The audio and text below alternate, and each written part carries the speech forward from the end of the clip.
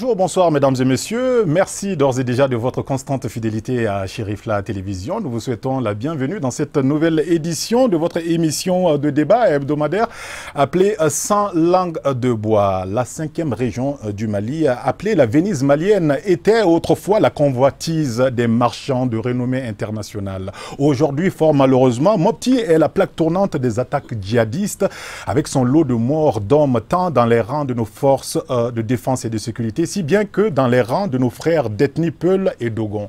Alors le Premier ministre, le docteur Boubou Cissé, nommé en avril dernier, a effectué 3 visites. La première du 3 au 8 juillet, la seconde du 1er au 6 août et la plus récente survenue le 10 octobre dernier pour tenter de trouver des solutions les plus adéquates afin de circonscrire cette crise, non pas du centre, mais plutôt dans la région de Mopti, car le terme centre même emprunté aux médias étrangers contribue d'une façon ou d'une autre à la partition de notre cher pays, ce que les Maliens ne veulent pas du tout. Alors, pour en débattre, je reçois sur ce plateau Madame Diallo Aïssata Touré. Elle est la présidente de la Commission des affaires étrangères des Maliens de l'extérieur et de la coopération internationale. Bonjour, bienvenue madame. Bonjour monsieur Yara. Ça va? Oui, je vais bien, merci. Soyez la bienvenue sur le plateau de 100 langues de bois. Merci pour l'invitation. Merci. Alors, nous avons un autre invité qui est certainement un habitué du petit écran ici à Chérifla Télévision. Lui, c'est le professeur Mamadi Sissoko. Il est professeur d'enseignement supérieur et constitutionnaliste. Bonjour, bonsoir, monsieur Sissoko. Bonsoir. Comment allez-vous? Je vais très bien. Soyez les bienvenus sur le plateau de 100 langues de bois. Merci, avec plaisir. Merci d'avoir répondu à cette invitation. Merci. Alors, le troisième invité, lui, il représente le CNJ. Le CNJ, c'est le Conseil national de la jeunesse du Mali. Il s'appelle Ibrahim Mahaman. Bonjour, monsieur Ibrahim Mahaman. Bonjour. Ça va? Dieu merci. Un mot à l'endroit de nos téléspectateurs. C'est souhaiter bonne écoute aux téléspectateurs, à tous les fidèles qui suivent Chérifla TV. L'occasion que Chérifla TV nous offre à la jeunesse, vraiment c'est une occasion que nous saluons, nous applaudissons et nous respectons. Merci beaucoup. Merci d'être venu. Et enfin, le quatrième invité, lui aussi c'est un habitué, il est déjà passé sur ce même plateau. C'est monsieur Samasekou, voilà, je vais y arriver, Almoudjine Samasekou, président de la plateforme Sauvons la région de Mopti. Alors, il est question de Mopti justement dans ce débat. Bonjour, monsieur Samasekou. Bonjour, monsieur Diarra. Comment allez-vous? Oui, ça va, Dieu merci. Un mot rapidement à l'endroit de nos téléspectateurs. Vraiment, je remercie Chérifla TV pour cette occasion que cette télé nous offre pour nous exprimer sur les problèmes du centre. Vraiment, merci beaucoup pour cette invitation. Alors, comme je vous ai dit déjà, le décor a été planté. En 6 mois de fonction, le Premier ministre, Dr Boubou Cissé, comptabilise 3 visites dans la région de Mopti. Quels sont, selon vous, réellement les acquis tangibles de ces visites du chef de l'exécutif malien? Peut-on réellement parler de valeur ajoutée ou plutôt de visites infructueuses dans la résolution définitive de la crise multiforme qui secoue particulièrement la région de Mopti? La question s'adresse à vous, madame. Merci bien, monsieur Diarra. Vous avez parlé de 3 visites en l'espace de 6 mois.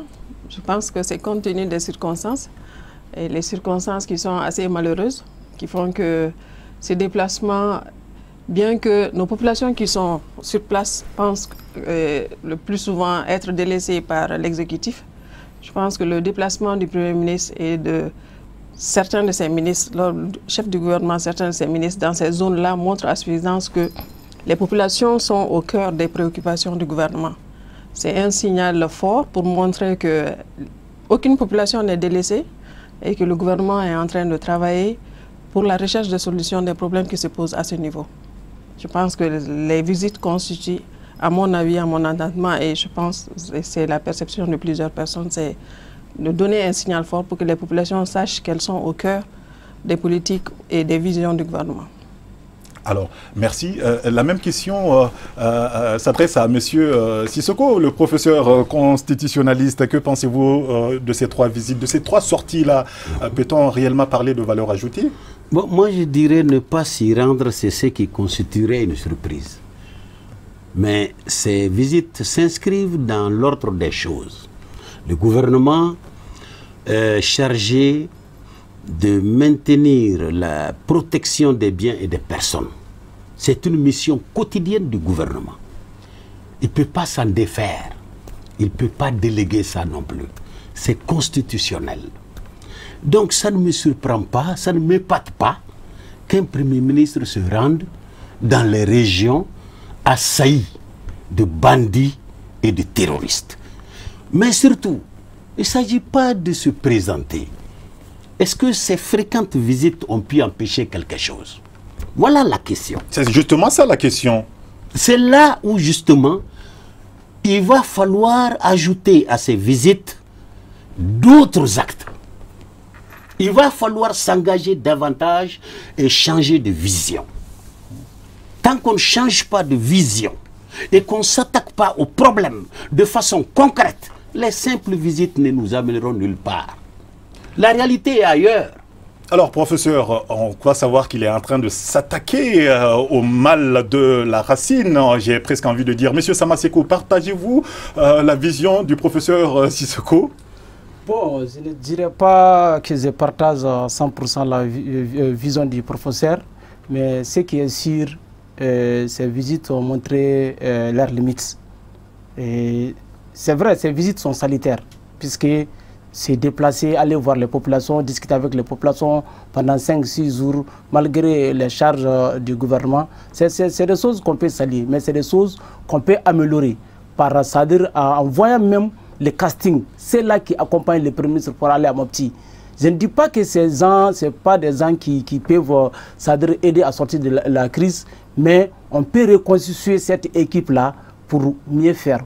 Parce qu'aujourd'hui, quoi qu'on dise, c'est-à-dire les attaques continuent, c'est-à-dire les assassinats continuent. On dirait, comme on appelle, plus on fait les visites, plus les choses s'amplifient. Donc, le mieux, c'est de changer. On ne peut pas répéter la même chose chaque fois et vouloir avoir un résultat différent. Donc, chaque fois, on fait la visite de la même manière avec pratiquement les mêmes personnes. Donc, il faut changer. Il faut changer pour que vraiment nous puissions arriver au Graal de nos rêves. Absolument. On va entrer en profondeur. Juste dire que tout à l'heure, le lapsus m'a fait dire le mal de la racine. C'est plutôt la racine du mal.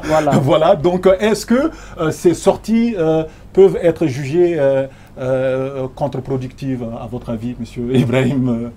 Merci beaucoup pour la question. Vraiment, on remercie Chérifla TV de nous avoir créé ce cadre à travers lequel on peut s'exprimer, dire ce que nous pensons et les réalités sur le terrain conception jeunesse. Et nous, au Conseil national de la jeunesse du Mali, ce que vous avez dit, le PM, avant de répondre à la question, le PM qui est en train de faire ses visites, vous avez parlé de 3 visites. C'est la suite logique des visites que l'ex-PM avait commencé, Souleymane Boubeye. Il était là, il a commencé ses visites. Et ces visites, toutes ces visites rentrent dans le cadre de la recherche d'une solution au potentiel de crise que la région de Mopti est en train de vivre, que nos frères de la région de Mopti sont en train de vivre, nos frères, nos sœurs, nos parents sont en train de vivre. Mais la question que vous avez posée est d'une importance très capitale. Est-ce qu'aujourd'hui, du début de ces visites jusqu'à aujourd'hui, est-ce que les populations ont senti quelque chose? Est-ce que ça a apporté quelque chose réellement sur le terrain? Moi, je pense qu'aujourd'hui, ça a apporté quelque chose. Ça a apporté quelque chose au moment où le PM a décidé d'ouvrir un DDR spécial pour, dans la région de Mopti et au camp de Soufoulaye. Je pense que ça a même commencé. Donc ça, c'est un truc à saluer. Parce que si on essaye de voir, la crise de Mopti est venue comment? Tout ça est venu à travers la crise du Nord. Tout ça est venu à travers la crise du Nord. Et la crise du Nord, qu'est-ce qu'il a amené? Pour nous, c'est des Maliens. Si c'est des Maliens, parce que toutes les rébellions, une rébellion quand même, ceux qui alimentent les rébellions, c'est des fils du pays. Donc pour nous, c'est des gens qui réclamaient quelque chose. Il faut leur faire des propositions. Et le DDR est rentré dans ce cadre-là. Maintenant, le DDR spécial que Boubou a proposé, le PM Boubou a proposé dans la région de Mopti. Il a même lancé, je crois, Oui, ça a même commencé. Lors de la 3e visite. Voilà, je pense que ce DDR spécial, je vais finir, ce DDR spécial va permettre à tous les fils du terroir qui ont pris des armes parce qu'ils n'ont pas d'emploi, qui ont pris des armes parce qu'ils n'ont pas compris, quand des messages très forts vont accompagner ces sorties du PM, ces jeunes qui ont pris des armes, ils vont revenir, ils seront cantonnés, ils seront démobilisés, ils seront réinsérés. Oui. Et je pense que c'est ce qui mine, c'est ce qui fait partie des malheurs. Et c'est ce qui a amené la région de Mopti dans cet océan de crise. Moi, c'est ce que je pense. C'est ce que nous pensons. Oui, oui, madame, la crise était autrefois concentrée au nord du Mali, j'ai envie de dire à Tombouctou, Kidal, Gao. Mais aujourd'hui, M. Samasekou a parlé de la visite c'est plutôt Ibrahim qui a parlé de Soumaïlou Boubèye Maïga. Est-ce que Boubou est en train de réussir là où Soumaïlou Boubèye a échoué? Je ne parlerai pas de réussir là où l'autre a échoué, parce que l'État est une continuité. Et dans cette optique-là, c'est une continuité de leur politique qu'ils entreprennent pour cette région précisément. La question de savoir est-ce qu'il y a une valeur ajoutée. Comme je l'ai dit, le premier responsable de l'exécutif, le chef du gouvernement, quand il va dans une localité aussi reculée, il y a des zones où les populations n'avaient jamais vu un chef de gouvernement. Mais ces différentes sorties ont donné l'occasion à ces populations-là de parler, de s'adresser directement au chef du gouvernement et d'exposer leurs problèmes. Parce que qu'on le dise ou pas, quand il y a des sorties de ce genre, il y a toujours un forum de discussion qui se crée où les gens viennent quand même sortir des préoccupations en face du chef du gouvernement. Et généralement, tous les problèmes qui sont soulevés, s'il y a solution immédiate qui peut être trouvée, il y a au moins sur le champ des décisions qui sont prises des fois. Et je donnerai la précision qu'à chaque fois que les chefs de gouvernement sortent dans ces zones-là, ils se font accompagner par les élus de ces localités. Et donc j'ai eu la chance de sortir avec les deux premiers ministres, l'ancien Soumaïlou Boubèye Maïga et le nouveau Boubou Cissé, pour aller dans ma circonscription. Et ça a été l'occasion à des personnes qui n'ont pas l'occasion à elles seules de faire entendre leurs préoccupations de leur lieu de résidence. Mais ce déplacement du chef du gouvernement leur a donné la tribune pour pouvoir exposer les problèmes qu'ils avaient, leur vécu quotidien en face du chef du gouvernement. Donc pour moi, ça c'est une grande chose pour les populations, parce qu'elles sont soulagées. Elles pensent avoir l'écoute nécessaire. Parce que des fois, quand on parle aux députés, quand on parle aux maires, on a l'impression que les préoccupations qui ont été posées ne viennent pas au point où elles doivent arriver. Mais quand on a l'occasion de s'adresser au Premier ministre qui vient dans sa localité, et tout le monde connaît aujourd'hui les risques existants dans ces zones-là. D'accord. Et malgré ces risques, que les gens puissent se retrouver et puis parler, pouvoir soulever leurs préoccupations, je pense que ça, c'est déjà un plus. C'est un plus. C'est un plus. On va justement rappeler que vous êtes élu à Youarou, c'est ça? Oui. Voilà, donc vous connaissez les réalités du terrain, j'ai envie de dire. Professeur, c'est sorti du PM, Dr Boubou Cissé, on peut parler d'objectifs justement en mettant le doigt sur le rétablissement peut-être de l'autorité de l'État ainsi que les services sociaux de base comme acquis. Bon, moi je pense que l'objectif visé, d'abord, ça fait partie de leurs compétences, c'est leur rôle. Moi je ne salue pas quelqu'un qui fait son travail. Je salue quelqu'un qui fait bien son travail. Il ne le fait pas bien, bon, ça, je n'ai pas à le juger, c'est le résultat qui dit ça. Et pour le moment, ce que nous voyons dans la région de Mopti, ça, c'est endiablé. Ça va de mal en pire. Ça va du mal en pire. D'accord.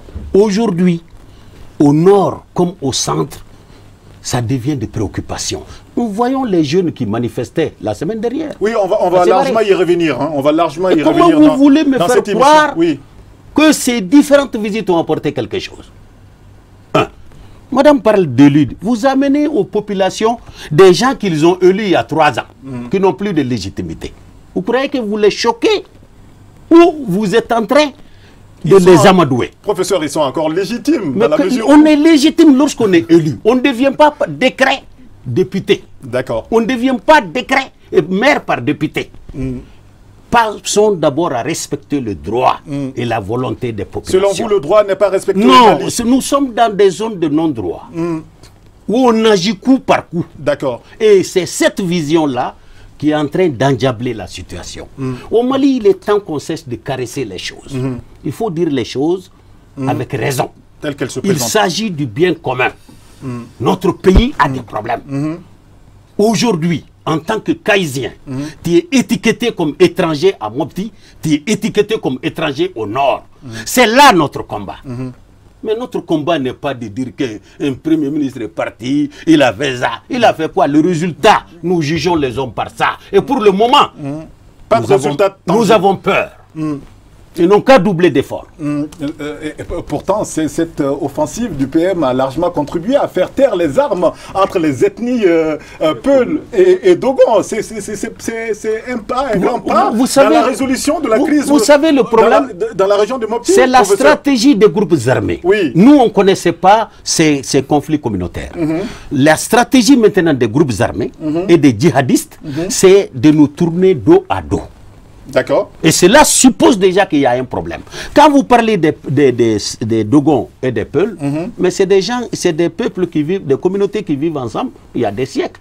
Ils se marient entre eux, ils font tout ensemble. Mais d'où viennent ces conflits? D'où viennent ça?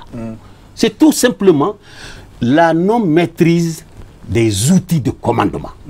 Lorsqu'on a d'un côté un ministère chargé de sécurité, on a de l'autre côté un ministère chargé de la défense. Ça veut dire que vous mettez une différence entre la sécurité et la défense. Et on continue de dire nos forces armées de défense et de sécurité. Alors là, il y a problème. Ça pose problème. Donc moi je dis, c'est son l'amateurisme.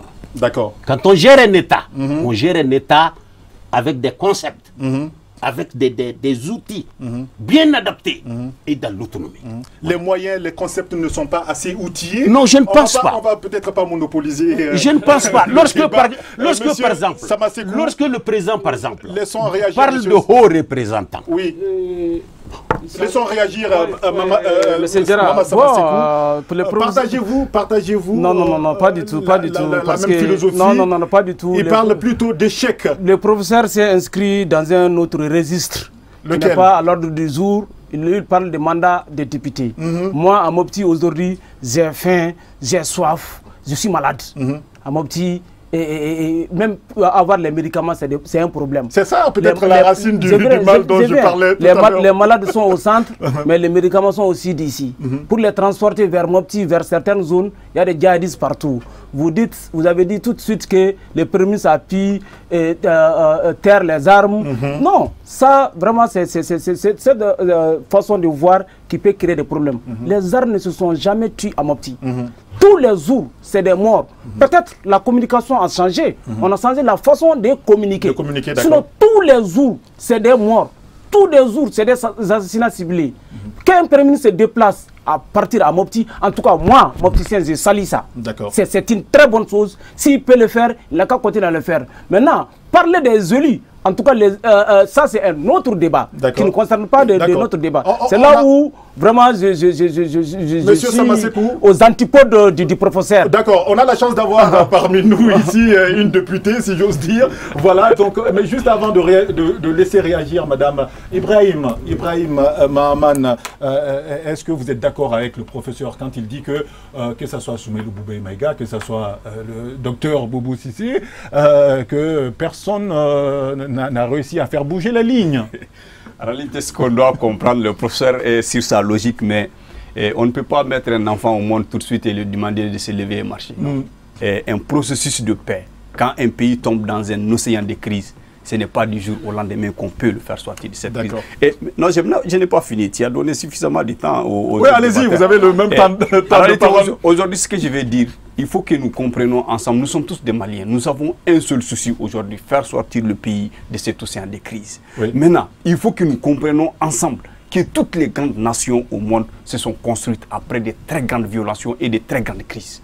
La crise que la région de Mopti est en train de vivre aujourd'hui, dire que rien n'est en train d'être fait, moi je pense que quelque chose est en train d'être fait. Quelque chose également est fait. Vous avez souligné une partie qui est très importante. Il y avait un problème, on a voulu ethniciser le conflit. Et aujourd'hui, on ne parle plus, moins on parle de crise ethnique au centre, c'est-à-dire dans la région de Mopti. Moins on en parle. Je pense que j'ai même lu sur les réseaux sociaux et à travers certains journaux que Dana Amasegou voilà, bon, une ministre de la région de Mopti et une autre ministre, Peul, Je pense qu'aujourd'hui, ils ont enterré les haches de guerre qui est entre les deux ethnies quand même. Vous voulez faire allusion à Tapital Poulako? Voilà, bon, que ces deux groupes quand même ne se voient plus comme chien et chat. Maintenant, ce qui est très important que nous devons comprendre, c'est quoi? C'est que dans la région de Mopti, tu pars aujourd'hui. Moi, j'ai été il y a pas plus de 2 semaines. On a été jusqu'à Douanza pour revenir. Et on a failli tomber dans une embuscade. Notre escorte a même tiré. Il y a une zone là-bas dangereuse, à 20 km de Kona. En réalité, aujourd'hui, c'est là-bas qu'il faut intervenir. À 20 km de Kona, on est arrivé, on a quitté Kona, on est arrivé. À 20 km de Kona, il y a une brousse de gauche, côté gauche et côté droite. C'est une forêt totale. C'est là-bas que les embuscades les gens sont attaqués. Et maintenant, je viens. Le temps est en train d'être épuisé. Donnez-moi 30 secondes, je vais finir. Arrivé dans cette zone, vous savez que tout le monde sait que le problème c'est là-bas. Arrivé, on a dépassé la zone, on a failli être attaqué. Notre escorte a même fait des tirs, 15 minutes. Ils sont rentrés dans la bourse, ils sont revenus, on a continué. Arrivé à Douanza, qu'est-ce qui s'est passé? Il y a un sous-préfet qui dit, mais tout le monde sait, et on a amené un corps. Et le corps qu'on a amené, c'est le corps des jeunes. Et c'est un convoi des jeunes qui avait été attaqué là-bas. Ils ont tué ce jeune-là. Nous, on a été prendre le corps pour l'amener. Et je vais terminer tout de suite. Arrivé là-bas, le sous-préfet de là-bas nous dit, mais tout le monde sait que c'est là-bas que les terroristes sont cachés. Mais personne ne fait quelque chose. Égare aux militaires qui essayent, ou bien aux chefs de l'armée qui essayent de partir et rentrer dans la bourse pour les dégager. Parce que si il rentre là-bas, le lendemain, on va lui punir. Donc c'est pour vous dire que le problème est bien connu aujourd'hui. Le PM peut partir faire des visites, mais que le PM engage les militaires pour partir là-bas, déloger les bandits armés qui sont là-bas. D'accord. Alors, madame, professeur parlait tantôt il remet en cause visiblement la légitimité des élus. Alors, vous êtes élu à Yuarou. La question, vous vous sentez certainement concerné. Est-ce que les résultats sont assez perceptibles les résultats de ces différentes visites, j'ai envie de dire, puisque le DDR a été lancé lors de la récente visite, c'était le 10 octobre. Oui. Voilà. Qu'avez-vous à répondre? Certainement au professeur Sissoko. Ce que je dirais au professeur, je ne suis pas là pour défendre mon mandat. On nous a appelés pour un autre cas. Je pense que les urgences du pays font aujourd'hui, en termes de sécurité, ça passe, à mon avis, avant la question de légitimité de X ou de Y. Si tous les fils du pays se mettaient ensemble, nonobstant ces problèmes, parce que moi je me dis que si on parle d'élection, c'est parce que le pays il existe encore. Si on cherche des postes, c'est parce que le pays il est là. Il faut d'abord qu'on sauve l'essentiel. L'essentiel c'est quoi? C'est le pays. Je donnerai un seul exemple. Dans la région de Djenné, comme on l'a dit lors des sorties du ministre, il y a eu une signature de pacte entre un groupe de chasseurs et un groupe de pasteurs Peul. Ça a été fait dans la salle, devant tout le monde, dans la zone de Massina. Et jusqu'à présent, cette zone-là, je parle en connaissance de cause parce que la zone inondée, nous sommes dans la, comme vous connaissez la configuration de la région de Mopti, il y a la zone exodée et la zone inondée. Nous sommes de la zone inondée. Et donc, dans cette zone-là, jusqu'à demain, on nous dit, bon, vous n'avez pas beaucoup de problèmes. Pourquoi? Parce que tout simplement, il y a le dialogue qui a pu s'instaurer. Les gens ont pu se parler, ils ont trouvé un terrain d'entente qui a abouti à la signature d'un pacte.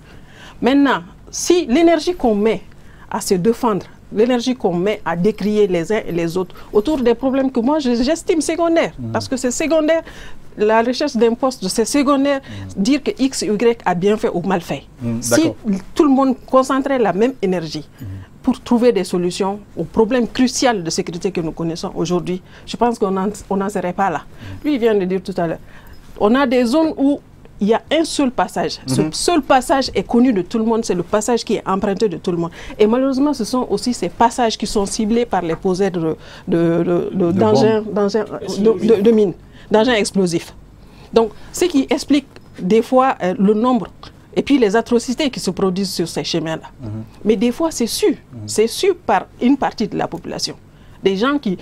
Malheureusement, cette situation d'insécurité a aussi renforcé les histoires de règlement de comptes personnels. Oui. Je suis désolée de le dire en public comme ça, mais les gens profitent de cette situation pour régler des comptes personnels. Des situations qui durent depuis des dizaines, des quinzaines d'années. Autrefois, on ne connaissait pas ce problème-là. Le Mali n'a pas besoin de cela. Le Mali n'a pas besoin de cela. Absolument. Absolument. Quelles sont, selon vous, les actions concrètes posées par la société civile de la région de Mopti pour endiguer la crise? Parce que c'est bien d'attendre quelque chose de la part des autorités, mais qu'est-ce que vous faites vous-même au quotidien pour mettre un frein à ces dysfonctionnements, j'ai envie de dire? Alors, vous savez, il y a eu des sorties beaucoup de sorties au niveau du Parlement, de l'Assemblée nationale, pour aller vers ces populations. Il y a eu beaucoup de missions parlementaires. Les gens peuvent nous qualifier de ce qu'on veut. Mais il y a des localités où les parlementaires sont très écoutés, sont très respectés, malgré le fait qu'on dise qu'on n'est plus légitime. Donc ces sorties-là, auprès des leaders communautaires, auprès des, comment on va dire, de la jeunesse. De la jeunesse surtout. Des religieux. On arrive à trouver, dans certains endroits, où on arrive à trouver des espaces de discussion, des espaces de compréhension où les gens arrivent à échanger et à mettre en place des choses. Il y a des pactes consensuels qui existent dans certaines zones où les gens, comme vous venez de le dire, ils ne s'agressent pas. Ils arrivent plus ou moins à maintenir une situation de paix. De paix, absolument. Et quand c'est violé, on sait tout de suite que ce n'est pas quelqu'un de la localité. Et à la longue, quand on fait des investigations, on se rend compte que les personnes qui sont venues faire l'agression ne sont pas de la localité. Tout à fait. Alors, professeur, qu'est-ce que les populations peuvent elles-mêmes faire pour essayer de trouver un début de solution à cette crise qui n'a que trop duré quand même, hein? Mais les populations sont abandonnées en elles-mêmes. Dans la démocratie, tout doit reposer sur la souveraineté du peuple. Et je regrette que madame pense que... Le peuple n'est pas souverain. Non, mais déjà on lui impose quelqu'un. Et c'est pourquoi le peuple résiste.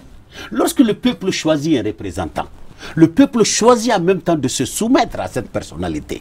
Mais lorsque vous m'imposez quelqu'un, le peuple ne peut pas appliquer la décision qui émane d'une posture. Ce n'est pas possible. Le ce n'est pas rechercher de la place. Ça, c'est le consentement du peuple. Remettre à César ce qui appartient à César. Les grandes crises dont il fait allusion, c'est sur la base du droit que ces crises-là ont pu consolider les États. Les États-Unis ont connu la crise dans les mêmes conditions. La France a même signé, capitulé dans un wagon. Mais c'est sur la base du droit que ces États-là ont consolidé. On ne sort pas d'une crise dans le mensonge. On ne sort pas d'un conflit avec des compromissions. Vous pensez que les gens sont trop dans le déni? Je crois que les gens passent à côté. Professeur? Souvent, ils font de ces conventions, ils parlent de conventions, on a signé ça, mais les religieux, ils sont en train de s'avancer de plus en plus dans le politique. Qu'est-ce qui les a fait avancer? Les circonstances. Si on laissait chacun à sa place et que chacun joue son rôle, dans le même cadre, on ne serait pas là. Laisser les gouvernants faire leur travail, l'opposition faire son opposition et les citoyens faire leur travail. Voilà l'organisation qui fonctionne.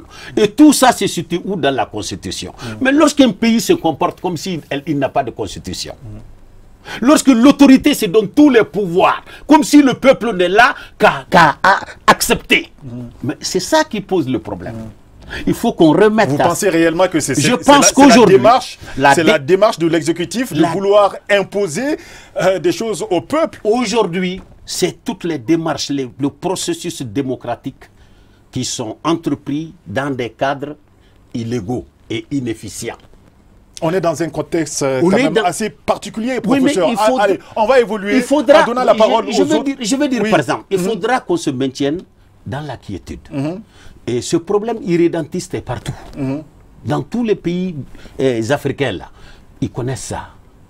Le Sénégal connaît le même problème. Le Tchad connaît le même problème. L'Algérie connaît le même problème. Le Burkina connaît le même problème. Oui. Le Niger connaît le même problème. Mais chacun... Sauf que chez nous, ça perdure. Mais il y a des guerres qui ne finissent pas. On les gère. Oui. Voilà. C'est comme ça. Et on doit mettre fin justement à cette guerre asymétrique. Ça, c'est la formation de nouveaux citoyens maliens. Mama Samasekou, les populations de Mopti, vous qui êtes de Mopti justement, parce que vous défendez une plateforme qui s'appelle Sauvons la région de Mopti, les populations de Mopti ont battu le pavé pour réclamer le départ de l'opération Barkhane et de la MINUSMA. Des manifestations qui se sont malheureusement soldées par des actes de pillage et de vandalisme perpétrés contre le camp de la MINUSMA. Qu'est-ce qui justifie ces actions qui ont terni, j'ai envie de dire, l'image de notre pays auprès de la communauté internationale, si ce n'est trop fort? Merci beaucoup. C'est vrai, il y a eu une marche, une première marche d'abord. Mercredi? Le lendemain, certains jeunes sont sortis de manière spontanée Mais d'abord, Brad, ce qu'il faut comprendre, la raison de Mopti aujourd'hui là, c'est 130 000 déplacés internes, c'est 120 000 réfugiés, plus de 600 civils tués, près de 100 femmes tuées. Tous les jours, c'est des morts. Les gens vivent dans un contexte difficile où l'économie est effondrée. Pratiquement 80% des jeunes sont aujourd'hui au chômage. Parce que vous savez bien que Mopti, c'est un lieu touristique. Et les guides touristiques et les hôtels, tout autour, la jeunesse travaille dans ça. Les paysans n'arrivent pas à cultiver et les pêcheurs n'arrivent pas à aller pêcher. Tout ça, là, ça a amené une sorte de mauvaise ambiance dans la région de Mopti. Donc, quand les jeunes sont sortis de manière spontanée, vous avez dit que ça ternit l'image de notre pays. C'est vrai. Oui. Et dans les conditions normales de température et de pression, pour parler comme les physiciens, c'est-à-dire c'est des actes vraiment abominables. C'est des actes condamnables. Mais il faut mettre chaque chose dans son contexte. Au Mali, où on a frappé un chef d'État, ça n'a pas humilié le Mali. C'est cet acte-là que vous pensez que ça humilie le monde entier en train de se soulever, ou bien parce que c'est l'aménagement.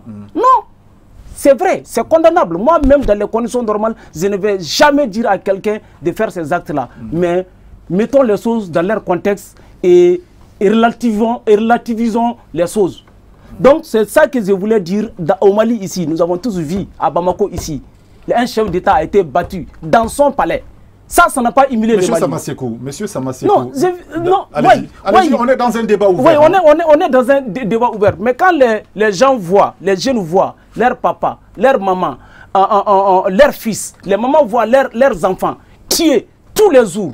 Et les ressentis aujourd'hui dans la région de Mopti, contrairement à ce que les gens disent, pour nous, la crise ne s'est jamais, en tout cas, la gestion de la crise ne s'est pas améliorée. Il y a eu un haut représentant, on a créé un cadre politique, on vient de créer un secrétariat permanent à Mopti, le siège est à Bamako. Toutes ces structures-là travaillent, c'est-à-dire de manière isolée. D'accord. Nous, on a eu la chance d'écouter beaucoup de structures, mais toutes ces structures-là, dans la visite du Premier ministre-là, est-ce que vous avez vu le haut représentant? Est-ce que vous avez vu son représentant prendre la parole? Qu'est-ce que le haut représentant est en train de proposer? Mais aujourd'hui, nous, en tout cas, Mopticiens, nous pensons que l'État central nous a abandonnés. La vérité, c'est la vérité. Nous sommes abandonnés. Comment le gouverneur est au gouvernorat? Mopti ville même qui est le chef lié. Le gouverneur, ça, tu ne peux pas prendre la pirogue qui sépare Nantaga et le gouvernorat. C'est à peu près 100 mètres. La pirogue, c'est 100 francs. On ne peut pas prendre la pirogue pour aller à Nantaga comme ça, sans se faire assassiner, sans se faire attaquer. Face au gouverneur à 100 mètres, il y a que le fleuve. Donc vous voulez nous dire que les gars, non, ça ne s'est pas apaisanti. La crise continue et ça s'amplifie d'ailleurs. D'accord. Donc quelque part, Monsieur Samasekou, à vous entendre parler tout de suite, j'ai comme l'impression que vous rejoignez quelque part le professeur Sissoko, puisque vous dites que la gestion de la crise ne s'améliore pas. Alors, on va évoluer.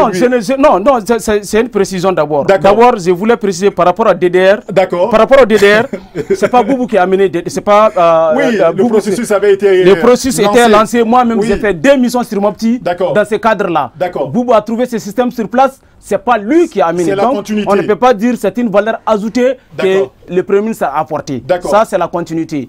Et ça, c'est un point. Secondo, c'est pas que j'ai rejoint le professeur. Le professeur, je l'ai vu, lui, il est dans les. Je m'excuse du terme, entre guillemets, dans les extrêmes. Non, moi je cherche vraiment à être. Il défend son point de vue. Il est constitutionnaliste. C'est vrai, mais. Mais M. Samasekou, aussi de vouloir donner comme exemple le fait d'avoir porté la main sur l'ancien chef d'État malien, qui est Dioncounda Traoré, est-ce à dire que, bon, si c'est des choses comme ça se répétaient, qu'on devait se glorifier avec de tels gestes? Non, je pense. Monsieur non. Oui, parce que. Oui, non. Vous dites qu'un chef d'État a été tabassé au Mali. Il y a eu des choses plus graves. Oui, d'accord. Mais l'aménagement est là pour assurer la défense des paisibles. L'aménagement, c'est les pays amis qui sont là. Le Sénégal, le Niger. Moi, je ne dis pas aux gens d'aller attaquer, mais façon dont les gens veulent nous diaboliser ou mettre ça comme si c'est du jamais vu, je vais dire qu'il y a eu des actes plus condamnables. Mais un acte de vandalisme est quand même grave. Non, c'est un acte de vandalisme. Je suis d'accord, mais dans le contexte actuel à Mopti, les jeunes, ça doit se justifier, si je comprends. Voilà, les jeunes se justifie. Je ne justifierai pas. Les jeunes sont perdus, les jeunes n'ont pas de sont au chômage. Il n'y a pas de travail. Nous avons soit vous voulez nous parler de dignité ou bien de d'honneur. Monsieur Ibrahim Mahaman, on est en train de voir les images, hein, et ces faits se sont déroulés le samedi 12 octobre. Ça a été condamné à l'unanimité, et puis après il y a eu même des regrets, et on a lancé des opérations pour qu'il y ait une restitution des biens volés. Alors pensez-vous que de tels gestes sont justifiés? D'abord, la manifestation qui a eu lieu, ça a commencé à s'évarer le matin, je pense, devant le camp militaire. C'est les femmes des militaires et les enfants des militaires. Au début, c'était ça, pour dire que les militaires ne vont pas au front. Je pense que c'est avec ça que ça a commencé. Et au fil du temps, d'autres personnes se sont ajoutées. Et la manifestation a pris une autre évolution. Ampleur. Et voilà, une autre évolution et qui a abouti à... Mais moi, ce que je pense, il faut... nous soutenons toute manifestation qui vise à dénoncer. Mais une manifestation qui pille, qui fait des pillages, là, il ne faut pas soutenir. Et la loi malienne ne garantit pas cela. Et je pense que il faut essayer de voir cette manifestation dans un autre concept. C'est seul dans la région de Mopti qu'on voit un village entier brûlé, calciné. On brûle les mamans, les papas, on brûle tout le monde. Un enfant qui est sauvé de ça. Tu penses que si tu lui parles d'autres valeurs, d'interdit, lui, il va t'écouter? Moi, je pense que ces jeunes-là qui ont fait ça, ce sont les orphelins de Ogosagou. Ce sont ceux qui ont échappé au massacre de Ogosagou. Ce sont ceux qui ont échappé au massacre de l'autre, c'est Mondoro, je pense. De Boulkessi et de Mondoro. De Mondoro. Moi, je pense que si on continue si on commence à voir ce genre de situation dans un pays comme le Mali, où il y a l'hospitalité, dans un pays comme le Mali, où nous pensons que quand un étranger vient chez nous au Mali, il est chez lui. C'est quelque chose qui doit faire peur. Je vais finir pour dire ceci. Rapidement. Je vais finir pour dire ceci. Assez rapidement, puisqu'il ne nous reste plus que 10 minutes. Malheureusement, le temps file assez vite. Voilà. En réalité, la région de Mopti, ces manifestations qui sont en train de... qui a pris cette évolution jusqu'à ce que la MINUSMA a été attaquée. Mais vous pensez que pourquoi il y a une catégorie de jeunes sur les réseaux sociaux qui expliquent ça, ils disent mais pourquoi les jeunes sont partis là-bas? Parce que nous, on pense que Barkhane est là. MINUSMA est là. Ces forces doivent être quand même auprès de l'armée malienne pour soutenir les populations, sauver les populations. Mais au même moment où l'armée malienne est bombardée à Boulkessi, la Barkhane ne fait rien. Alors que la Barkhane est là avec les derniers appareils sophistiqués. On ne peut pas faire déplacer 100 hommes armés avec des armes à feu, des armes lourdes, sans que Barkhane ne les voit. D'accord. Madame. Et je vais finir. Je vais finir pour dire quelque chose. Allez-y assez rapidement. Il y a quelque chose que je n'ai pas compris. Avant de faire réagir, madame. Voilà. Je donne la parole à Tanti tout de suite. C'est moi qui donne la parole à monsieur. Ok, je vais laisser la parole à Tanti tout de suite. Ce que je n'ai pas compris, est que à Boulkessi, on a attribué l'attaque de Boulkessi, du camp de Boulkessi aux terroristes. Mais la vidéo qu'on a vue sur les réseaux sociaux, c'est des gens qui étaient armés de fusils de chasse de lapin. D'accord.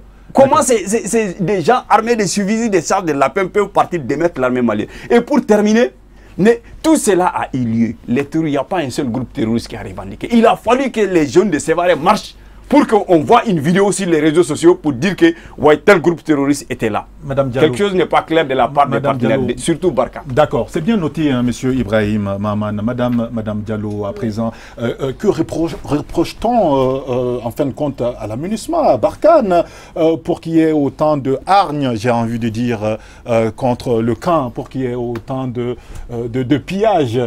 Que reproche-t-on à la MINUSMA? Est-ce que c'est parce que, comme il l'a dit, les FAMA sont en train d'être tués au vu de la MINUSMA, de Barkhane, et personne n'aide nos braves soldats? Avant de répondre à la question, je voudrais tout simplement revenir au professeur Sissoko. Encore pour parler de légitimité. Non, pas légitimité. Juste pour lui dire que au Mali, aujourd'hui, nous avons un problème de sensibilisation. Nous avons un problème de sensibilisation, nous avons un problème de formation.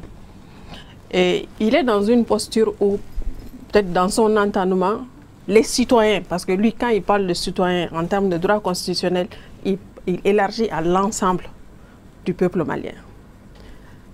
En occultant le fait que peut-être 90% de ce peuple malien ne maîtrise pas les termes que lui, il développe, non seulement sur les plateaux, mais dans les discussions. Donc, ce premier travail de sensibilisation-là, ces droits, justement, qu'il connaît, cette maîtrise qu'il a de la chose constitutionnelle, pourquoi ne pas le mettre à la disposition de la jeunesse surtout, de cette jeunesse malienne, pour qu'elle connaisse ses droits, qu'elle sache qu'elle peut revendiquer, mais qu'elle n'a pas le droit de piller, ni de casser. Ni de casser. Quand on revendique ses droits, on est dans la légitimité. Mais il y a des limites, comme il dit en termes constitutionnels. En termes constitutionnels, évidemment. Maintenant, pour en revenir à la question. Ce qu'on reproche à l'aménagement, oui, justement, vous l'avez dit.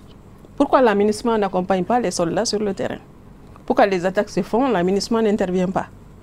Mais encore, on retourne au mandat de l'aménagement pour voir quelles sont les missions qu'elle est amenée à faire. Cette MINUSMA présente aujourd'hui, c'est la suite d'un appel du peuple malien. Oui, absolument. C'est suite à l'appel du président Diongounda, j'ai répondu à une conférence en France, à l'Assemblée nationale, le 12 juillet. Je pense que le document est encore sur les réseaux sociaux, où j'ai rapporté les ressentis de la population. Parce que moi, j'avais déjà été saisie par une grande partie de la population par rapport à ça, dont la jeunesse de Mopti. Pourquoi la MINUSMA ne réagit pas? La MINUSMA est dans le cadre de son mandat. C'est nous qui avons fait appel à la MINUSMA. La MINUSMA est constituée des soldats du Sénégal, du Niger, majoritairement, de la Côte d'Ivoire, du Tchad. Sur l'effectif de près de 13 000 hommes, si on enlève l'effectif de ces 4 pays-là, il ne reste pas beaucoup.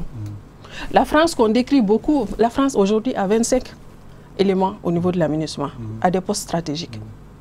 En plus de Barkhane. En plus de Barkhane. Oui, Barkhane qui est une opération à part. À part, oui, madame. Barkhane n'est pas là que pour le Mali. Oui. Ça qu'on le signale, Barkhane est là pour la bande sahélo-sahélienne. Oui, le Sahel, donc c'est pas seulement le Mali. Oui. Donc la zone d'intervention de Barkhane ne se limite pas seulement au Mali. Il faut qu'on intègre le fait que de la même manière dont Barkhane nous assiste, Barkhane assiste les autres pays de la sous-région, de la bande sahélo-sahélienne. Oui, et qui peuvent se retrouver dans la même situation et puis soulever le même problème en disant pourquoi Barkhane ne les assiste pas, n'assiste pas leurs armées.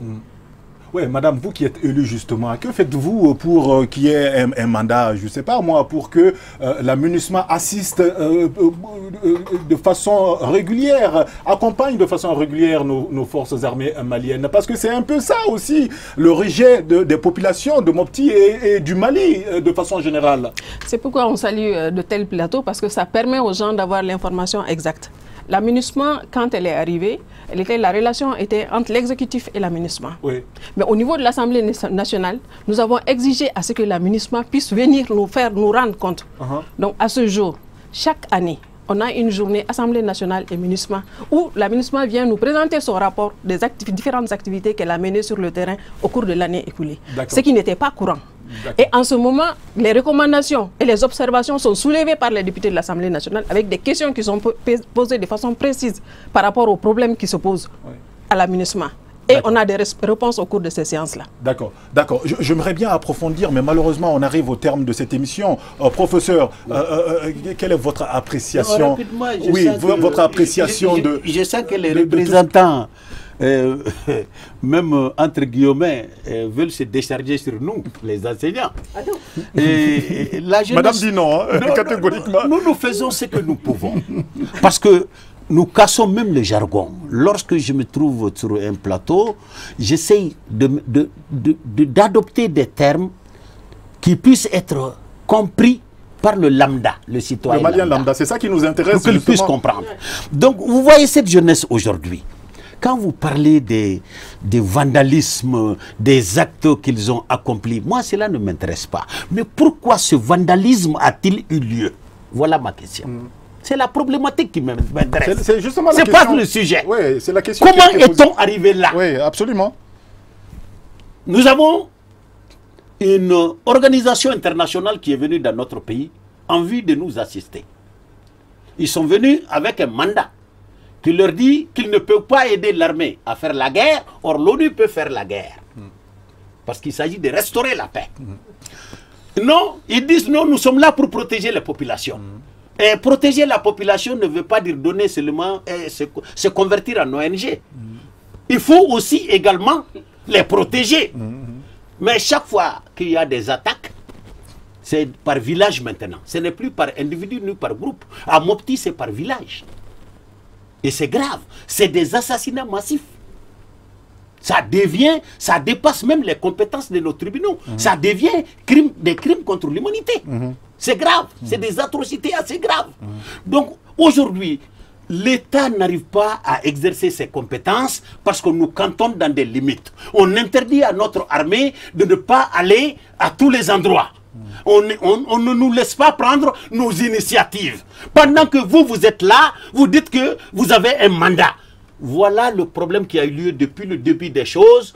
Quand on a dit on était à Nafis, alors la France a fait arrêter l'armée malienne aux portes de Kidal pour dire non, je vais avec l'armée tchadienne. Depuis là-bas, notre souveraineté a été atteinte. Voilà pourquoi la jeunesse se lève. Il ne s'agit pas de crier sur le vandalisme que nous condamnons. Donc, quelque part, pour vous, c'est justifié sur les causes. Sur les causes, oui. Non, rien ne peut justifier les attaques qu'on a vues.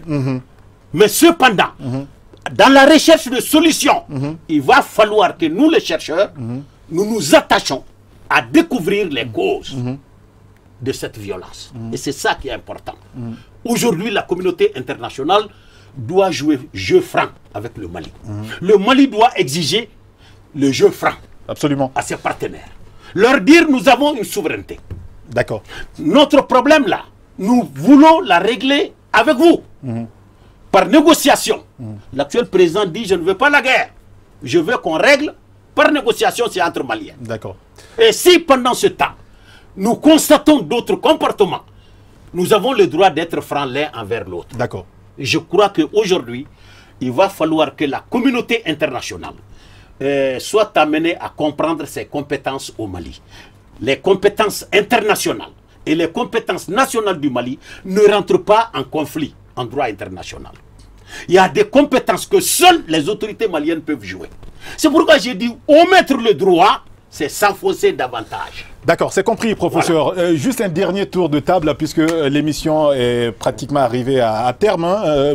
La dernière question est peut-être votre dernier mot aussi. Est-ce que si on laissait partir ces troupes-là, Barkhane, MINUSMA et même G5 Sahel, est-ce qu'on ne risque pas d'assister à un embrasement carrément de la situation? Depuis 1422. Selon les écrits de Nian, je m'appuie sur les écrits de Nian, l'histoire contemporaine de l'Afrique.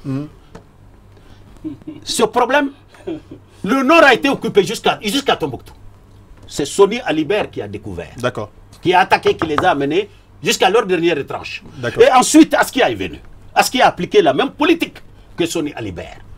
Ah, ça, on va loin. Le Mali est un grand peuple. Nous sommes capables de sortir des problèmes plus graves que ça. D'accord. Qu'on nous laisse prendre nos solutions maliennes, nos solutions inclusives, dans l'autonomie. Tel que le dialogue national inclusif. Ça, je ne sais pas. Ce dialogue, ce n'est pas un dialogue. Mon point de vue, depuis qu'on a choisi trois personnes, j'ai dit que ce dialogue n'est plus un dialogue. D'accord, ça aussi c'est une autre vision. Ça aussi, il faut changer de vision. Façon de voir les choses. La meilleure stratégie pour le gouvernement, c'est de ne pas avoir de stratégie.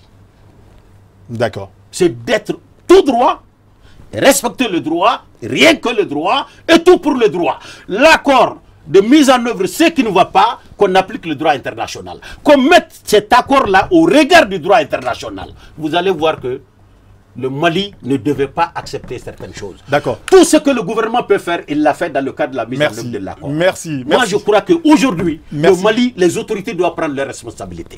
Merci beaucoup d'être passé sur ce plateau. Alors, monsieur Samasekou, la même question. Est-ce qu'on risque pas d'assister à un embrasement de la situation à Mopti, à Tombouctou, à Gao, si les troupes partaient définitivement, rentraient définitivement?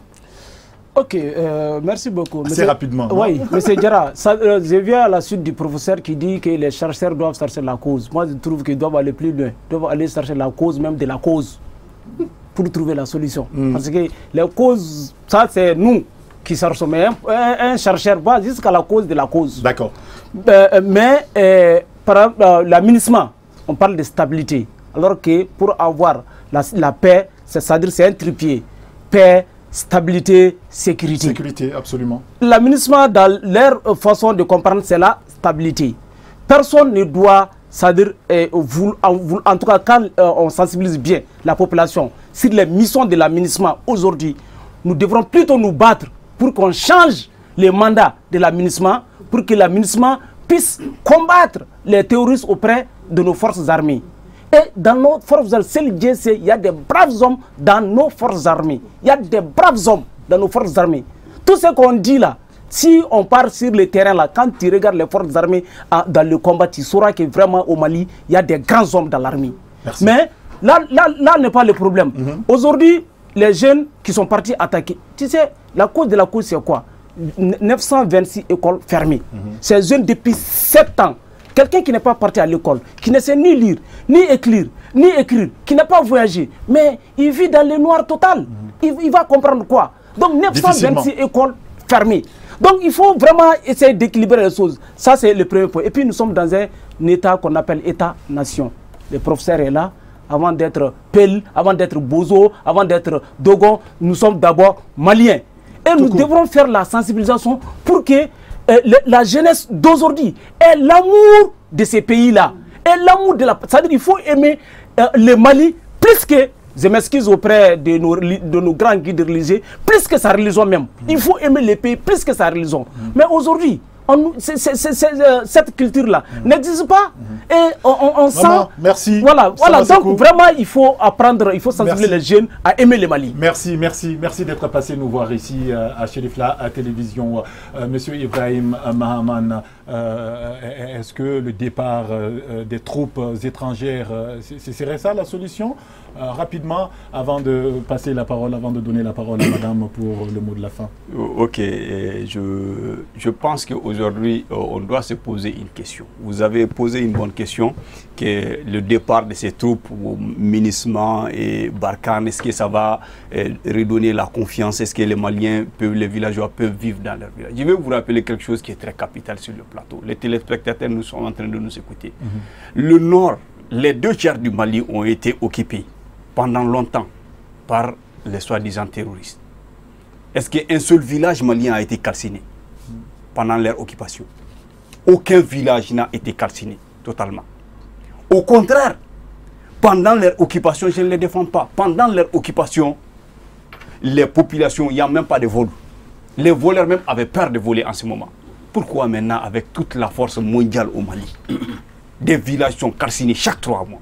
Et nous pensons que notre salut est dans ça. D'accord. Aujourd'hui, non, je vais finir. Allez-y. Aujourd'hui, vous avez posé une question à mon frère. Vous avez dit, qu'est-ce que la population de Monti est en train de faire? Je vais vous dire que les villageois sont en train de faire un sacrifice qui dépasse même l'entendement mondial. Comment? Tu essayes de prendre un véhicule tout de suite, pars au centre. Malgré qu'on est en train de villager, de brûler les villages, de calciner des villages, tu vas trouver des villageois qui n'ont même pas à vivre. Ils sont chez eux. Ils sont en train de vivre là-bas. Ils refusent de courir. Ils refusent de partir, de quitter le bail, de quitter leur village. Cela montre que le peuple malien, la population malienne, les villageois maliens aiment leur village. Ils sont en train de faire d'énormes sacrifices. Absolument. Maintenant, le sacrifice que l'État doit faire, c'est ce sacrifice qu'on ne voit pas. Mais je vais terminer pour dire ceci. Si Barkhane et la MINUSMA ne s'occupent pas des terroristes, la jeunesse malienne finira par s'occuper de Barkhane et de la MINUSMA. Ça, on ne va peut-être pas le souhaiter. Hein? Madame, est-ce qu'on peut s'attendre au pire des cas à un conflit justement entre population et forces étrangères au Mali? Je sais pourquoi je parle du rôle important de la sensibilisation. Parce qu'une jeunesse perdue, comme maman vient de le dire, et une jeunesse téléguidée, excusez-moi l'expression, mais une jeunesse qui est conseillée sur la base des éléments biaisés peut faire énormément de dégâts. C'est pourquoi nous, adultes aujourd'hui, nous avons une grande responsabilité dans l'éducation, dans la sensibilisation de nos enfants. MINUSMA aujourd'hui, c'est plus de 900 emplois pérennes, c'est-à-dire des Maliens qui sont employés par la MINUSMA, ils sont 900 avec des contrats de 1 an qu'on peut renouveler.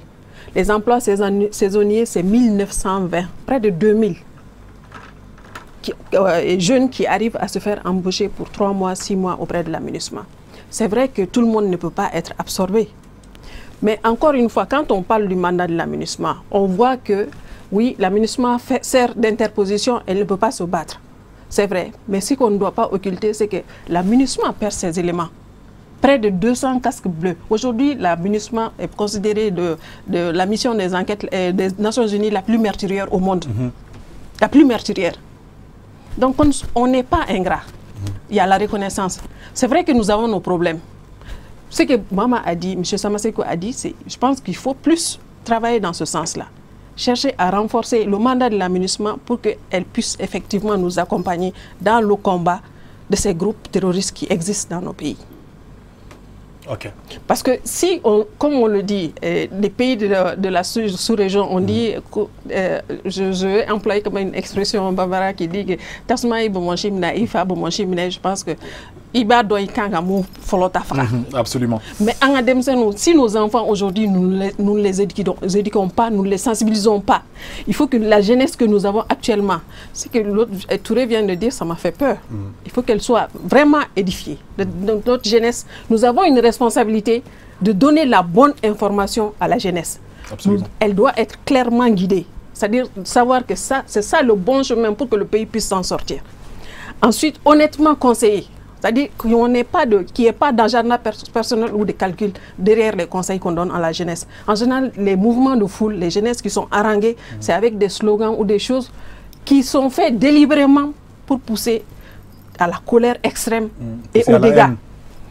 Ensuite, consciencieusement sensibiliser. C'est-à-dire qu'il faut vraiment aujourd'hui, c'est la première responsabilité des adultes aujourd'hui, c'est de bien conseiller les enfants, de les sensibiliser par rapport à ce qui se passe au Mali, par rapport à la crise que nous traversons et surtout par rapport à ce que nous devons laisser à nos enfants qui vont venir.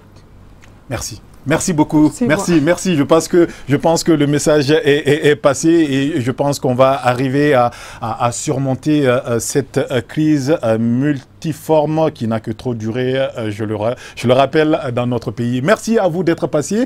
Aujourd'hui, on recevait justement Mme Diallo Aissata Touré. Elle est présidente de la Commission des Affaires étrangères au niveau de l'Assemblée nationale. On avait également le professeur Mamadi Sissoko. Il est constitutionnaliste. Merci d'avoir répondu à notre invitation. Et monsieur Ibrahim Mahaman, lui, il est le vice-président du CNJ. Le CNJ, c'est le Conseil national de la jeunesse. Et enfin, monsieur Almoudjine Samasekou, qui est le président de la plateforme Sauvons la région de Mopti. Et j'ose espérer qu'on va même arriver à sauver le Mali qui nous est si cher. Merci d'avoir suivi cette émission de débat sans langue de bois et on se donne rendez-vous, Inch'Allah, le dimanche prochain. Merci à vous. Merci.